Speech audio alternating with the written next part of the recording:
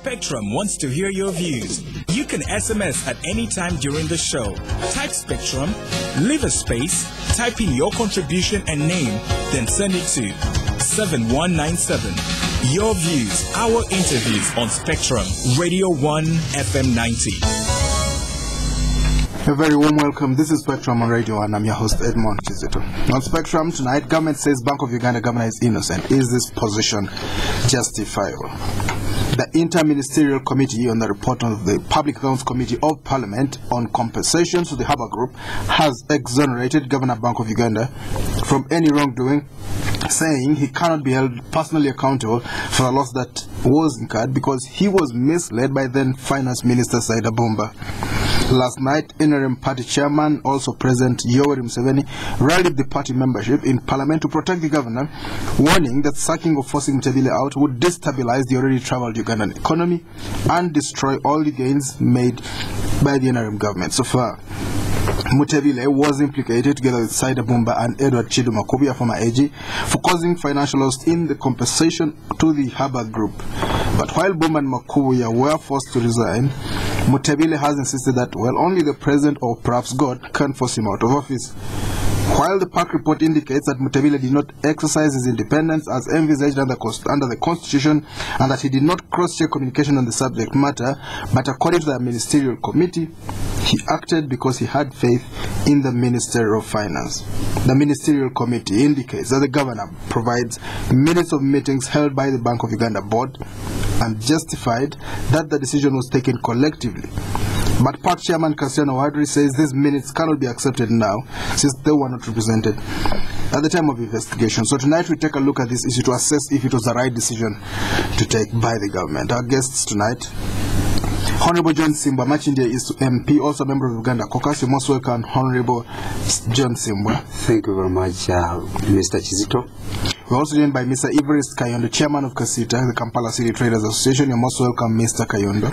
Thank you, moderator, and thank you all the listeners. We expect to be joined by Honorable Barnabas Tikasimire, Chair of the Presidential Affairs Committee, and Honorable Stephen Ochola, Shadow Minister in charge of Special Regions. You'll also be able to contribute to this discussion. Honorable Simbwa, was the interim caucus and the Inter-Ministerial Committee justified to exonerate Mutebile? Thank you very much. First and foremost, I want to greet our listeners. I want to say thank you for whatever you are doing, and I want to say to your question is that there was some bit of disagreement in the caucus. I can't say there was total agreement because some of the members looked at this issue from a different angle, and the subcommittee of cabinet looked at it from also another angle. For us as members of parliament, we looked at the issue of Mutebile under four folds.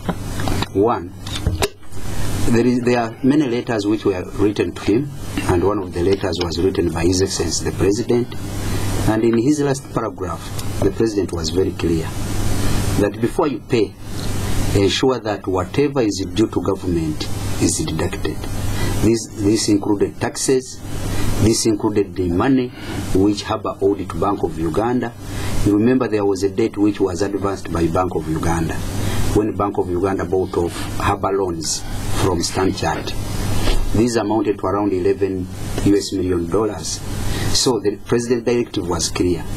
As we are going to pay, ensure that all this money is deducted.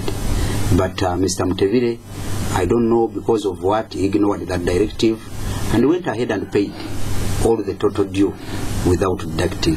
So to us, that was a mistake committed by the governor. Then the second one was about consulting. The Constitution of Uganda is very clear. When you read the Constitution, it vests the powers of the bank into a board, not into the governor as a person. So, whatever Mr. Mutebile was doing, we expected him to consult with the board. But in this case, he didn't consult. He just went later on after paying. That is when he went to the board and told the board whatever he had done. But he didn't consult before payment. So to us, that was another mistake committed. Then the third one was that the Secretary of the Treasury Mr. Chris Kasana, tried to advise the governor. We know the constitution says that the governor cannot be directed by any person or authority, but as a technical person, that is the Secretary of the Treasury, found out that paying these huge sums of money without an audit from the Auditor General, without a warrant from the Accountant General, was not proper. So he advised him. And when you look at the way he did it, because it was not appropriated by Parliament, he went ahead and issued what now we refer to as letters of comfort. So we are saying by not going by the advice of the Secretary of the Treasury, there was also a mistake. So when we looked at all these issues as caucus, as members of Parliament, not from the cabinet, not from the executive, we thought it was not right to exonerate the governor. So at that line, there was some bit of disagreement, and it took us up around 1. And if it wasn't the president to intervene, then the caucus was not agreeing. But the president came up, he realized the mistakes of the governor, he also pointed them out, and from there we moved. But as I conclude on this question, when the chairman of the committee of cabinet came to present, because I am coming from Parliament, there are issues here which he presented, and I know my colleagues who have remained behind will urge our case out. Because if you have realized that somebody has committed a mistake, then how do you exonerate him? Yes. The basis. Yes. Because in the first place, we have realized that he didn't do all what I have said. Then you can't go ahead and say that you're exonerating him, and then at the end of the day, you say you are putting an investigation. All right, we'll talk about that in a little while. So that is where we are. All right. There wasn't total agreement. Yes, I know the debate is still going on the floor of Parliament. We'll talk about that in a short while. Mr. Kayondo, do you think these people did the right thing, the NRM Caucus and the Interministerial Committee? For sure, I had some time back, we had a press conference, and for us, we expressed our feelings about Mr. Mutebile. We told the pressmen and ladies for that matter that for sure Mutebile was good at one point, but as we talk now, he's a liability to the economy of Uganda. And we advised that he should actually do justice to himself and to the nation, and he should resign. Because for sure there are some commitment, some mistakes which he has made, which actually have sunk the economy of Uganda. And I have been hearing of some media quotations and reports that, look here, if this man goes, then we are in for maybe another problem in the economy. But I don't actually concur with them, because for sure the deterioration of the shilling has been here, the deterioration of the economy, the inflation has gone to double digits when he has been around.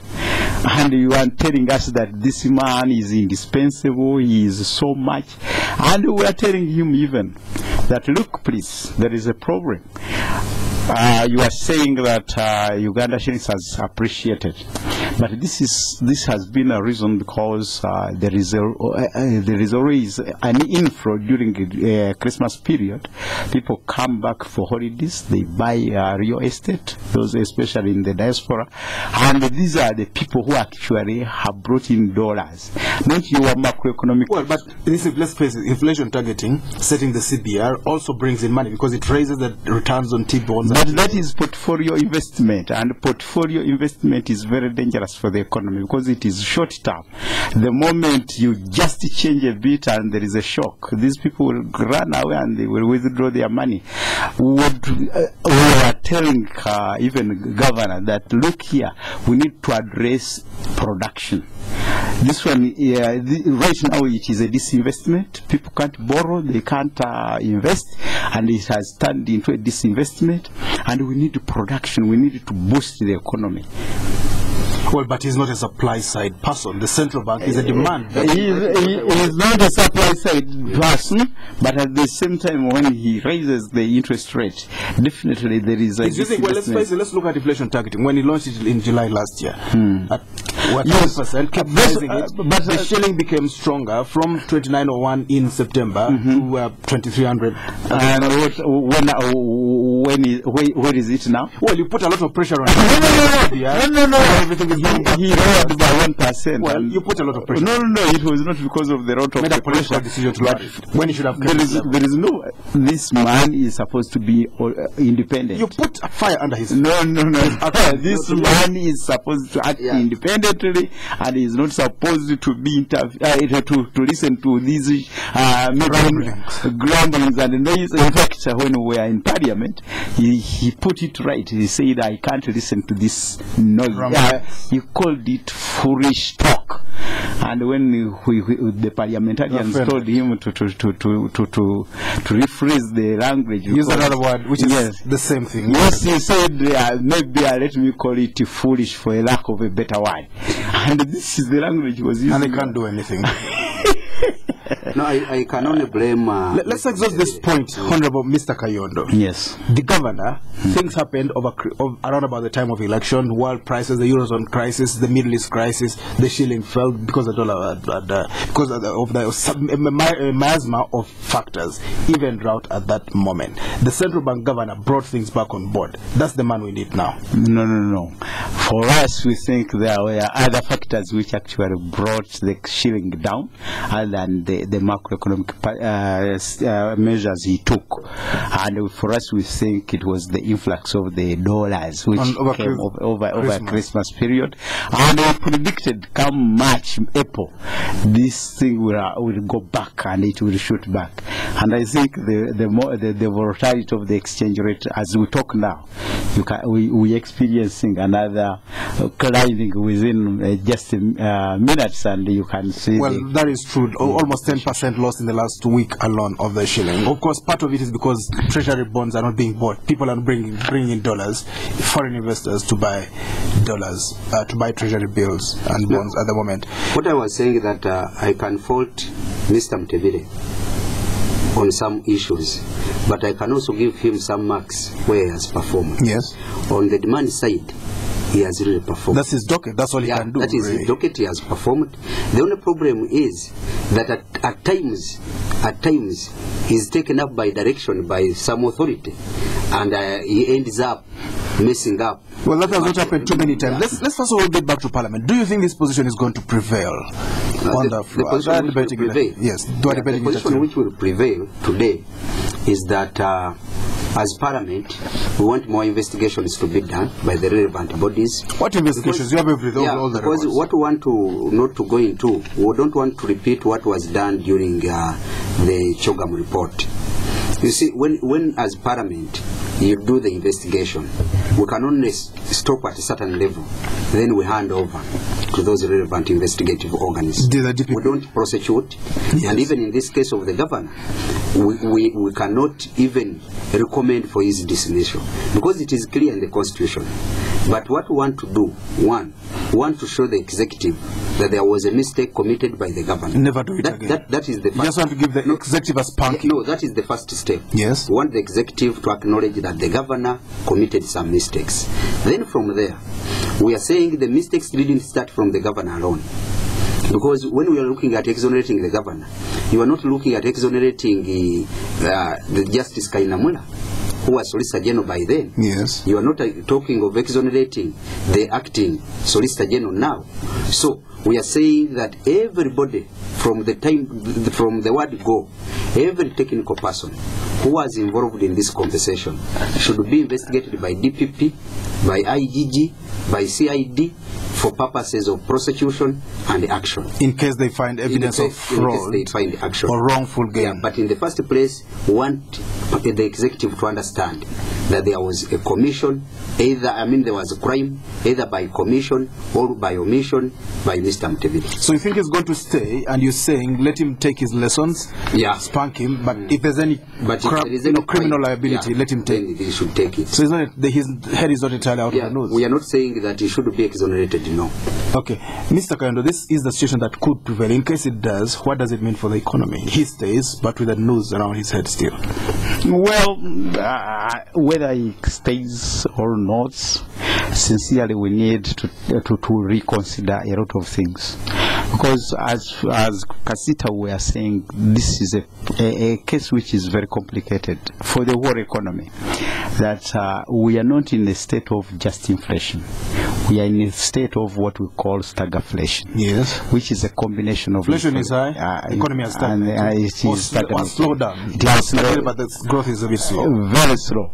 And incidentally, when Mr. Mutebile was answering this one, he was saying, look, there are some sectors of the economy which are growing and some sectors of the economy which are retarding.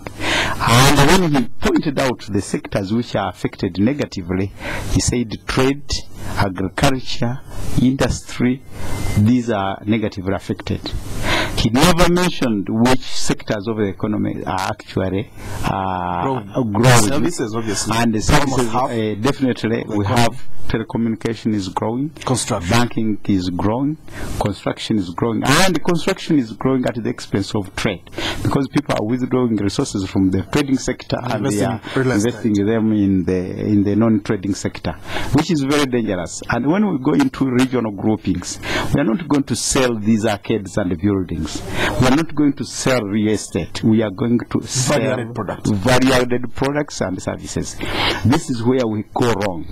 And if you look around into those sectors which are actually growing, these are real sectors which are not employing so many of Ugandans. Where employment is agriculture, education, trade and industry. These are the employers of the human resource of Ugandans, and these are the sectors which are affected negatively. Until we address production, until we address ourselves to real output, this is where the economy will kickstart and come back to its footing. Otherwise, the present way we are doing it is very dangerous. I want to look at the saga of Mwami Mutebile. Mr. Mutebile has a problem. The way which he released in the economy, I was computing just conservative figures, that 169 billion released in the economy. If this money potentially released, yes, if this money is just, you don't need to work, just go to the Bank of Uganda, buy treasury bills, and go and sleep. Each month it will be yielding over 3 billion every month. So you can go into retirement. You can go into retirement. But there is also a challenge. When Mr. Kayondo, more than $1 million. It's about $1.3 million. When Mr. Kayondo talks about production, there is also a big challenge as Kizito. And since you are the chairman, Mr. Kayondo, we should also refocus. Because as Kizito, how many dollars are we taking out? All right, maybe that's a debate for another day, how we structure the economy, where we put emphasis. Let's talk about fighting corruption. This scenario, as it looks like likely to play out, how does it look? Well, how does it impact on the fight against corruption? Mutebile says he might be prosecuted, maybe he won't. No, even if he's not prosecuted, but already there are sentiments. I'm a member of the Buganda Caucus. We had a caucus today, and members of the caucus came out loudly to say, if we are playing football, we must not change the goalposts in the middle of the game. Right. The goalposts must remain where they were as we started the game. Explain that to our listeners. What I'm trying to say is that when the issue touched on Saida Bumba and we are not saying they were right. Yes, they were wrong. But as a caucus, as members of NRM, we didn't listen to them. They went to the subcommittee of cabinet. The subcommittee of cabinet came direct to the floor of parliament, and it was like a surprise. The subcommittee of cabinet is reporting that the ministers have resigned. It was a surprise to us. That is what we wanted, but in our family as a caucus, they should have come to caucus. We come out of caucus knowing that whatever we are going to find on the floor of parliament is a resignation. I mean, let's get yeah, when it comes, you're saying because the other two men are Buganda, you're talking about the Buganda caucus. That is what I'm saying. What is good for the Buganda should be good for the goose. For everybody. But the other two are politicians. Yeah, this one is a technocrat. Even if they are politicians, but we are looking at a crime. We are looking at a crime. For this case, even it is worse for him. It is where we could not even have gone for a caucus, because he is a technocrat whose removal is well laid down in the constitution of Uganda. There was no need for a caucus.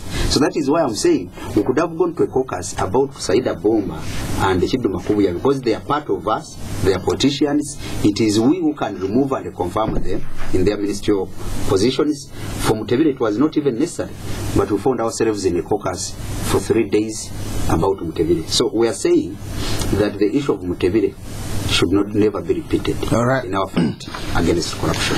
Well, this is Spectrum on Radio 1. We'll come back and Mr. Kayondo will respond to that. Do stay tuned. We'll be back. Promotion kutoka MTN. We 10 million shillings every day for 90 days. SMS win to 175. Win, everybody. It is time to win lots of money. And all you have to do is Sukun SMS. Big up MTN for this promotion. Chino Chifufu. Win 10 million shillings every day for 90 days. Simply SMS WIN to 175 to play and win. MTN Sukuma SMS. Terms and conditions apply. MTN. Everywhere you go. John, Mike and I, we go back a bit. We knew John at the beginning, working for someone else. But he was different. He had vision, saw opportunities. He started working towards his goal, opened his own garage, and worked, learning the hard way. His reputation spread. Trust, consistency, quality. Soon people were coming to him from all parts.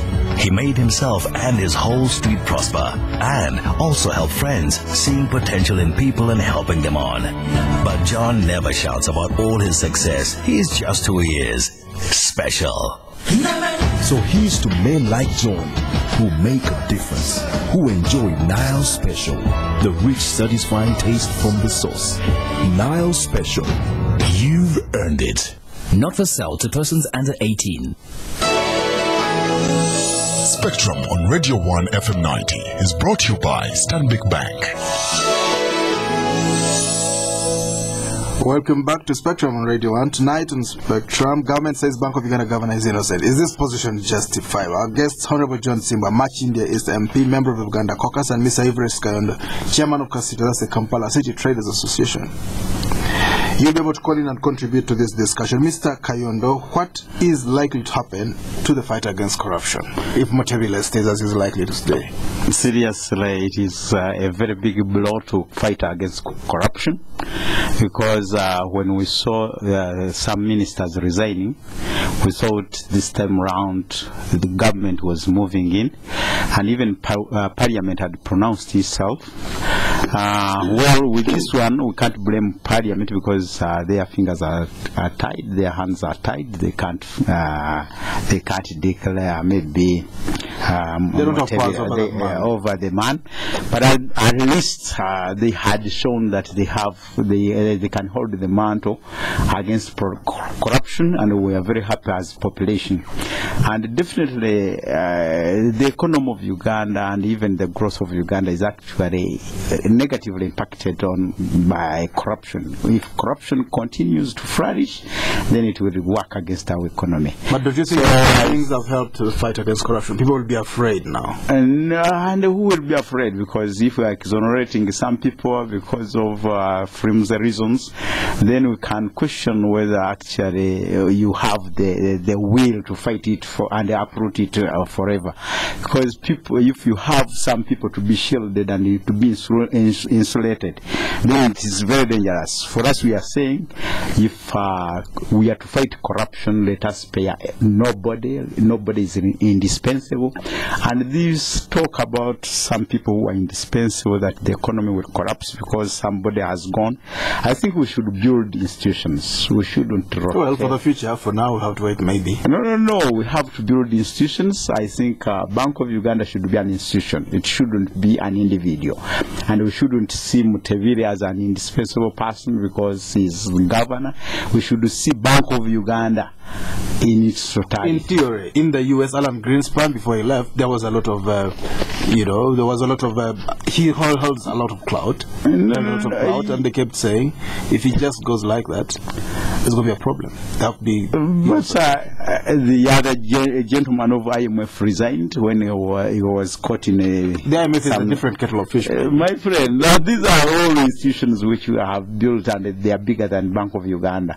And they can stay even when one person who is on the whim can go. I think this is we should build institutions. We should, even in government, we should build institutions. We shouldn't be hanging on just one individual. This is the danger. And if Mutebile stays, I think that will be a very big blow. What will Chidima Kovia say, and what will say? Definitely they will grumble because they will not be satisfied.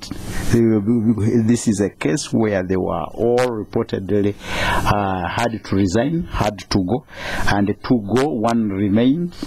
And this is where the question is actually whether the will to fight corruption is actually present. Honorable Simbwa, do you think I just want to make a clarification before maybe you come up with that question. Right. We are not talking about Mutebile alone. We are talking about other people. The PAC report, only that there are 3 names which came out which are pronounced. But we have got other people. We have got, as I said, the former Solicitor General. We have got the acting Solicitor General. We have got other members who are on the technical team. Because remember, when it came to valuation, the government valuer resigned from the whole process because he was not comfortable by the figures which they were giving to Haba. So they were members of that committee. That is why we are saying that nobody should be left to go through the net. All these people were involved. They should be investigated because the PAC report does not mention anybody of these. Even when it came to Parliament, the PAC report proposed expanding the former Solicitor General and the acting Solicitor General. So we are saying that all these who are involved should be taken up, because we should not only look for the bigger fish, we should also look at those ones who do some work down here to ensure that corruption flourishes. Do you think it's going to be possible to have such a scam again? Yeah, the future. The issue of corruption, I think we should not say we are failing on the fight against corruption. As Parliament, we have looked at the loopholes. Yes, there are loopholes in our laws. There are loopholes even in how we do our work in Parliament. So what we are doing as the 9th Parliament now, having seen the loopholes even in our rules of procedure in Parliament, as I talk now, we have just adopted a report to amend the rules of Parliament. Yes. You remember what happened with the Honorable Babasi when he went to court, with the Constitutional Court? Yes. It was because of our rules. They were not clear. Right. So we have amended the rules to ensure that when we are talking about issues, we have got the mandate to talk about them so that people don't run around to say we don't have the mandate. Then the other issue which we are doing, we are coming up with the 2 other areas, what we are going to strengthen, and we have started working on them. One of the issues we are trying to amend, not government now, but private members in Parliament. We have started the Anti-Corruption Act and the other laws which are dealing with the corruption. Anti-Corruption Act? Yeah. What will it be in it? Yeah, we are going to amend and include some provisions. For what? To do what? Yeah, like now, when we talk about this money lost, these people were involved. They should be they are just resigning. And the issue of refunding, the issue of recovering, it didn't go to them. It went to one man. It's not there. Wherever it went, we don't know whether it went to one person. But the Constitution is very clear. It says whoever is in charge either of a political office or of a civil office and concurs or directs the use of public funds should be taken accountable for that loss. So we don't only say you are accountable for the loss. We want to recover. But all these issues are not provided for in the Anti-Corruption Act. You find it is only the judge who might have mercy on Ugandans like he did to Cheye, and he says you refund. But if you find a judge who is not merciful, then nobody will refund. So we are coming up, we have got a team which is studying this, and very soon we are going to come up with a private members bill to change. Then the last one which we are doing is that we have looked at the civil servants. As we are fighting corruption for them, they go under the net. They are like these small fish. When you put a net, they're easily caught with the big, with large spaces. Yeah, for them they just go through. Yes. So we are putting something which we are calling the performance contracts for them. The 3-year contracts. Yeah. The Mbabazi contracts. Not even 3 years, because we have advised them. For them, they are looking at these normal contracts. We are looking at a way whereby all senior civil servants will sign contracts with the government. In this case, the agency you are leading becomes not part of government, but you are signing as two parties. Right. To ensure that whatever we pass in our budget, it is you, the head, to ensure that it is put into existence. So we are trying to put measures, not only to talk about corruption, but to fight corruption using written laws, using procedures which are well laid down, so that we don't be seen by the public as if we are jumping up and down fighting corruption. Maybe just one thing. Member of Parliament, I thank you very much, and you are my member of Parliament, incidentally. But just one thing to remind you about accountability and refund. You should add on the interest part of it. Because I was looking at this man who takes 169 billion Uganda shillings. He banks it and he gets maybe 3 billion per month. After 2 years down the road, you come and net him and you tell him refund. After 2 years, he would have made 72 billion on top of the 160. Yes, and you give him it back 5 years later. He gave it to you very happy. You love that very happily, and that is a good idea. And he will be very comfortable. He will have remained with enough riches to push him the rest of his life. That is a good idea. Do you think the government is overprotected by the Constitution? And the governance, the central bank. Do you think there's too much protection? There is too much protection, but I think when we are making the Constitution, we are looking at some past experience, like Idi Amin, where he could maybe intervene the activities of the central bank. So they wanted to protect him and shield him and insulate him against the political waves of the day. And that's by shielding him, at the same time, I think if he's abusing it, then we can remove the shield and put the clauses which can impeach him where we find it necessary. And in this case, I agree it is true, but in this case we also found a problem that there is a contradiction in the laws. Yes. Yes, it is clear, it is true, the national constitution is the supreme law of the land.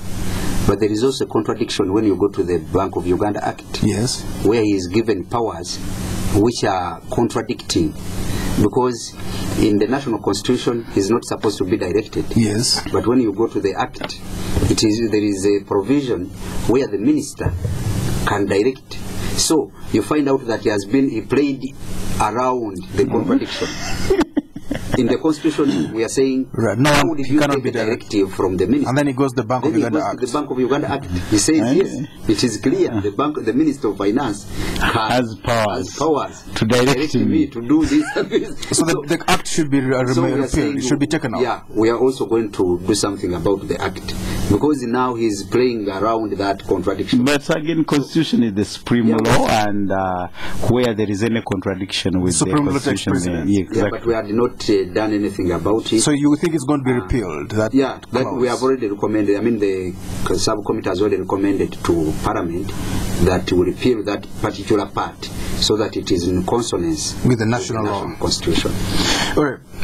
Mr. Kayondo, the shilling, again, we come back to this. It's already falling against the dollar, nearly 10% this week alone. Yes. Who's to blame, really? It's you people who is to blame? Noise, including no.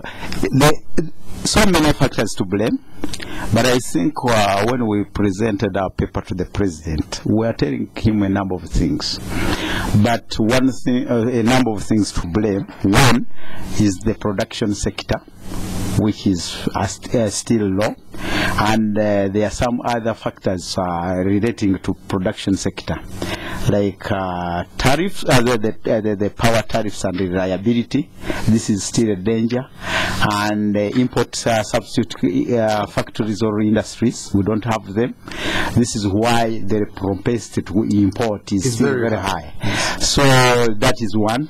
Again, when you look at the growing sector of the economy, it is composed of multinationals, and these multinationals, when they declare their profits, they have to they have to declare dividends, and they are paying back to their shareholders who back at home. In the first place. And then they have to come to the market and buy these dollars. So the biggest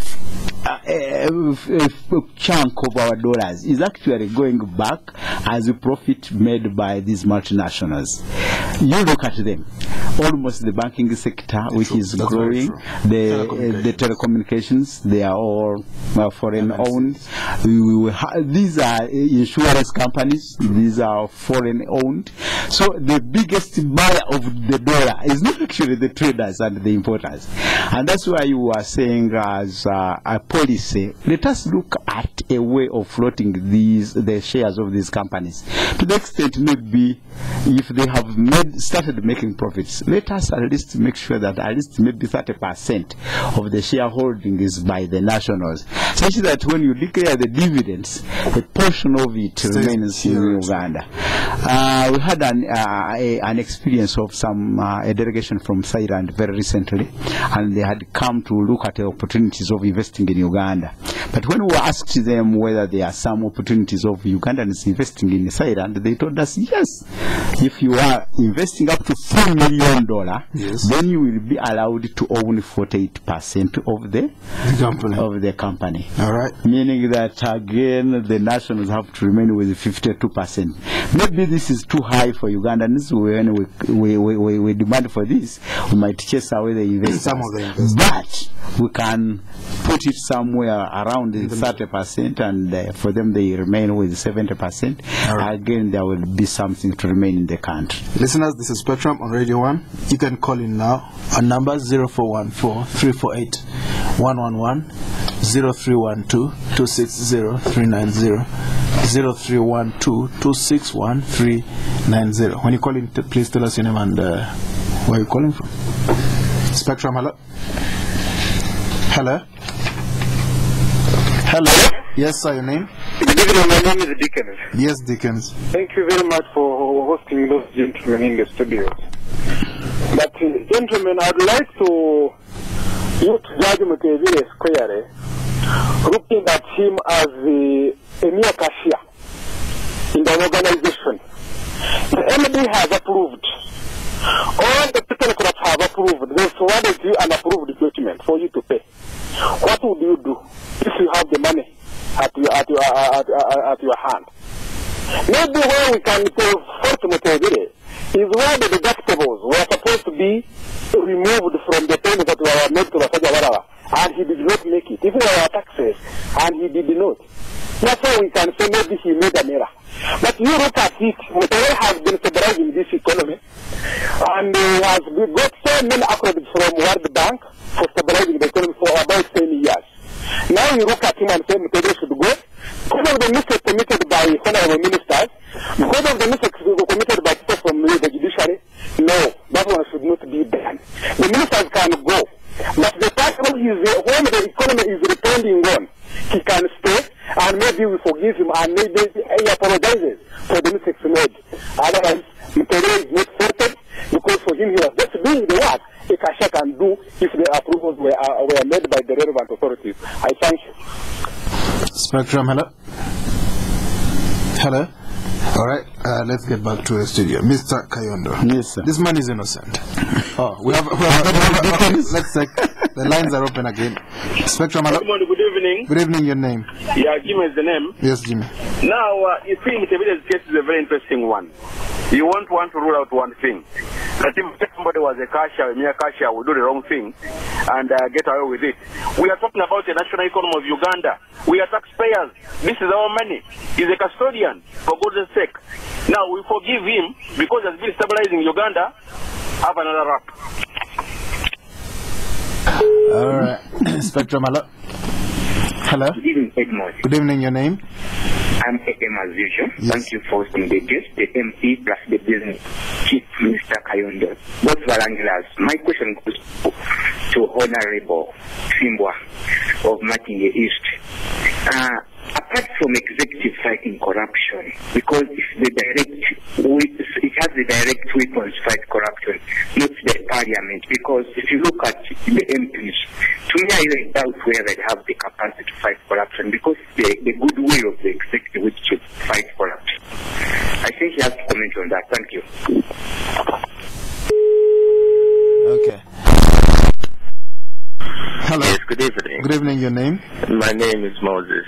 Yes, Moses. Calling from Kampala. So, my simple comment would be, I would be so surprised if the governor Mutebile just went away with everything just because of the so-called said contradiction in the laws under which he operates, the acts. I mean, the Constitution is very clear. It is the supreme law of the land, and whatever, if there is any other law, be it as it goes, and it is in contradiction with that of the Constitution, that of the Constitution will prevail. So that prevalence of that of the Constitution really nullifies, or it takes precedence over the laws under which the governor operates. That is very, very clear. We shouldn't be hoodwinked by such a, codes of conduct. Thank you very much. Hello. Hello. Hello. Yes, your name? My name is Godfrey Nyakanga.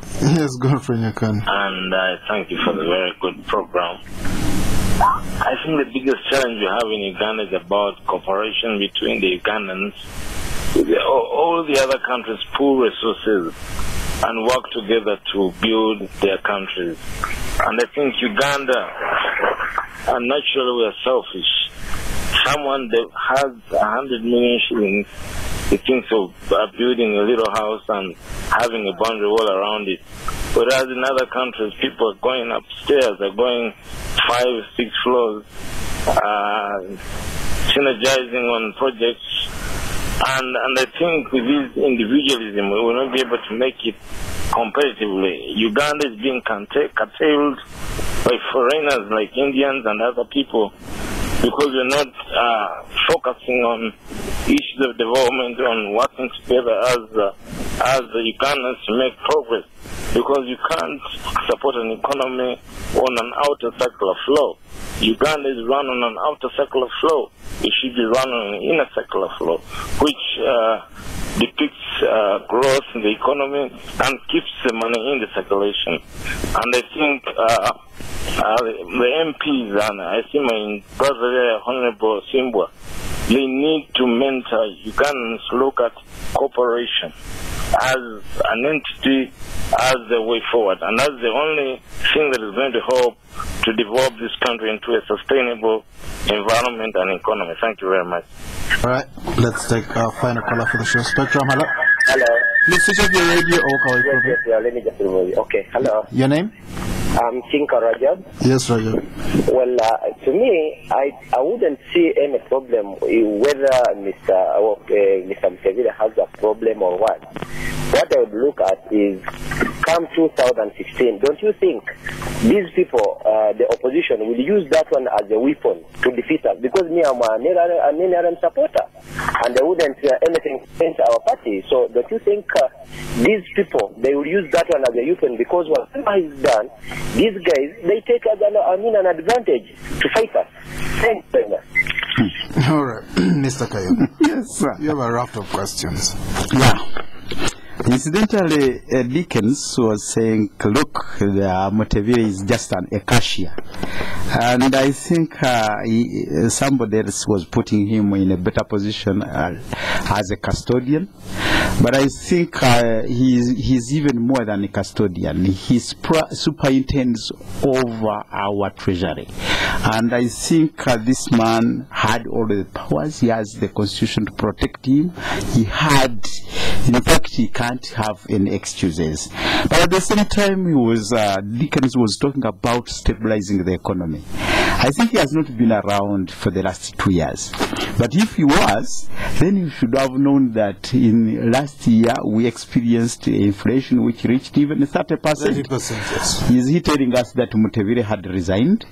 Is he telling us that Mutebile was not around when the economy maybe went up to 30%?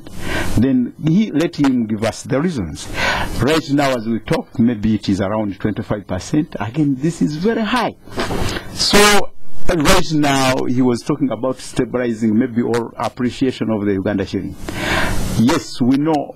For us, at even one time we had a demonstration, and people mistook us for demonstrating against the high exchange rate, but we are demonstrating against the volatility. Yes, and the up and down. The up and down, because yes, we want something which is predictable. Because even the exporters want a strong, a stable economy. They want to be to have an export which is predictable. Even if it is the Uganda shillings which is appreciating, is too high, it will be very good for the importers, but very bad for the exporters. So at any one time we want that volatility to go.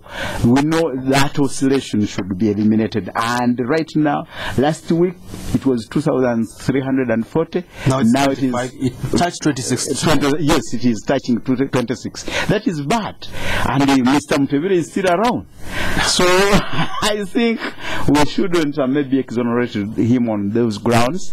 Let us look for other reasons other than stabilization of the economy. And I repeat and reiterate that, please, these should be institutions.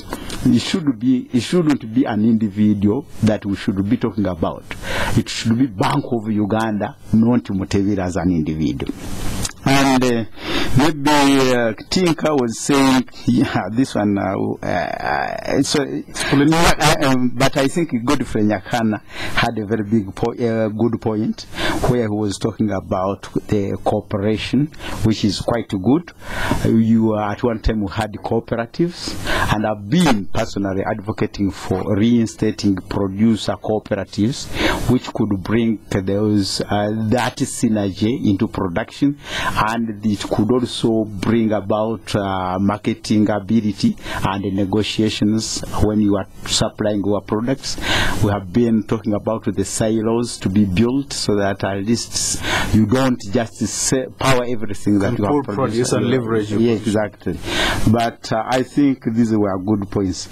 This one about Mutebile's weapon by Tinka, I think it is my honorable member to answer that one. Honorable Simbwa, let's hear from you. Mine is that when we are looking at these issues of exonerating Mr. Mutebile, we should know that to me I could have expected him to be as more careful, not as ever before. Yes. Because this was an abnormal compensation. One, why do I call it an abnormal compensation? It was not provided for in the budget. That means he had no authority to withdraw from the consolidated fund. So under such a circumstance, I would have expected him to be as more careful as never before. So that is why I'm saying whatever mistake he committed them, either knowingly or not knowingly, but he committed mistakes. Because when you are handling such an issue, money which is not provided for in the consolidated fund, then you must be careful. It is like a cashier in a bank. If you get a withdrawal form, which is an abnormal withdrawal form, you question. If you find Mr. Kayondo's account, which has never had maybe 100 millions, and it has 100 and is withdrawing 99 millions, then you should be more careful. Why and where the money came from. So we cannot exonerate him because we know he is an educated person who knew what he was doing, and he didn't take heed. Then the other one, they are saying Parliament, we should not go into the fight against corruption. It is Parliament exactly because we have the oversight role as Parliament. We have the oversight role. We are the ones who discuss and make recommendations about the Auditor General's reports. So those who are saying it is not us as Parliament to fight corruption, it is us because it is our role as Parliament. Then lastly, the issue which I want to talk about, somebody saying that if the opposition will take on this issue, you might lose the next election. No. This is part of our manifesto. Yes. In our manifesto we are clear. We came out this term, and one of the issues which we are going to handle is corruption. And we are telling you, the chairman of the party, who is the president, that he wrote it in the manifesto, which is signed. So if we are touching his people or some of his juniors, those people serving under him, we are doing exactly what he told us to do in the manifesto. Let him not shiver. So it should not shiver. Okay, we have to go. Thank you very much, leader. Yes, Honorable John Simbwa, on your maiden visit to this program. Makindye East MP, member of the Buganda Caucus. Thank you very much for making it here. Mr. Everest Kayondo, chairman of Kizito, that's the Kampala City Traders Association. Thank you for coming to Spectrum. Thank you too. Thank you for tuning in. I've been your host, Edmond Kizito. Spectrum will be back tomorrow. Up next is the news in English. Just stay tuned. Promotion kutoka MTN. We send million shillings every day for 90 days. SMS win to 175. Win, everybody. It is time to win lots of money. And all you have to do is Sukun SMS. Big up MTN for this promotion.